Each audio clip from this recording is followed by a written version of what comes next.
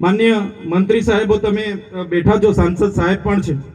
સાહેબ, આટલો મોટો મારા વિસ્તારમાં કાર્યક્રમ છે. કલેક્ટર સાહેબ, પ્રાંત સાહેબ અને પ્રાયોજનાજી, શર્માજી, હું અહીંનો ધારાસભ્ય છું. ભાઈ, મને કેમ કોઈ ફોન બી નહીં કર્યો, પત્રિકા નહીં, જાણ નહીં? ખુલાસો કરો. હું ધારાસભ્ય છું ભાઈ. આ મારું અપમાન નથી, મારી જનતાનું અપમાન છે. આ મારું અપમાન નથી. મને કોઈ કાર્યક્રમનો મોહતાજ નથી. મને પત્રિકામાં નામ આવે, મારી તકતીમાં નામ આવે તો જ ચૈતર વસાવા આવે એવું નથી. ચૈતર વસાવા નામ માટે હું નથી આવતો.